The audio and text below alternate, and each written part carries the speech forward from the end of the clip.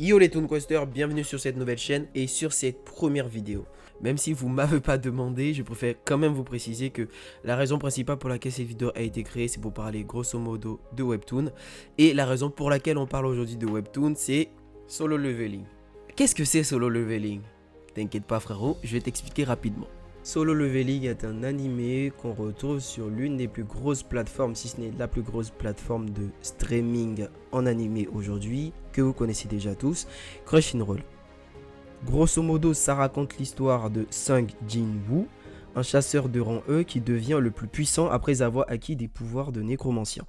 Il passe de l'ombre à la lumière en affrontant des monstres de plus en plus forts, tout en construisant sa propre armée de soldats ressuscités. En gros, des morts vivants quoi. Personnellement, j'ai surkiffé l'animé, en tout cas la première saison, ce qui m'a poussé à rechercher pour savoir si je pouvais avoir les scans, un peu comme tout le monde. Et c'est là que j'ai découvert en fait que Solo Leveling à la base était un webtoon.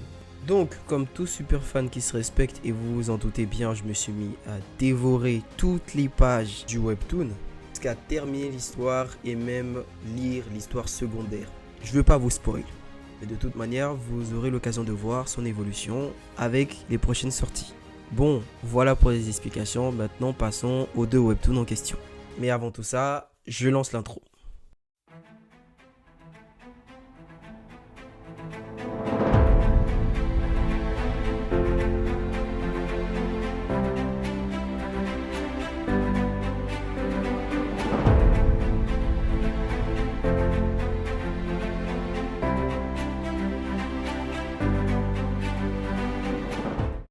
Si vous avez adoré Solo Leveling, vous allez sûrement kiffer ces deux webtoons où les protagonistes sont aussi des nécromanciens ultra cheatés. Commençons sans plus tarder à les présenter, en commençant par le tout premier, The Lone Necromancer. En français, The Lone Necromancer. Ouais, je sais, je fais trop le malin avec mon accent de merde. Dans The Lone Necromancer, Sang-woo et ses camarades doivent choisir un pouvoir pour survivre dans un monde chaotique semblable à un jeu vidéo. Sang-woo opte pour la nécromancie dans la précipitation. Un pouvoir rare qui lui permettra de se démarquer et de s'adapter à cet nouvel univers. Il devient très vite le centre de l'attention et grâce à sa chance, il obtient des accessoires de type légendaire ainsi que de nouvelles compétences qui le rendront surpuissant. Franchement, j'étais sceptique au début vu que l'ambiance était calme et que le personnage n'évoluait pas assez vite à mon goût. Mais finalement, j'ai accroché au fur et à mesure parce que le gars devenait de plus en plus fort, de plus en plus vite. On enchaîne direct sans perdre de temps avec la deuxième pépite, Catastrophic Necromancer. Ou alors, si vous voulez mon bel accent d'italien, Catastrophic Necromancer. C'est bon, j'arrête. Dans cette œuvre, on est plongé dans un monde où il y a une guerre perpétuelle entre la race humaine et les démons. Chaque humain obtient une classe à la fin du lycée. Il existe 3 types de classes, guerrière, support et profession. Les classes guerrières et support se répartissent en 5 niveaux d'éveil, débutant, intermédiaire, avancé, rare et enfin le big boss légendaire.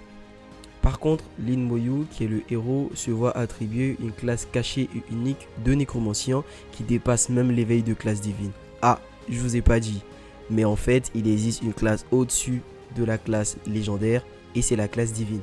Et notre héros, il surclasse déjà cette classe. Purée, j'enchaîne les rimes moi.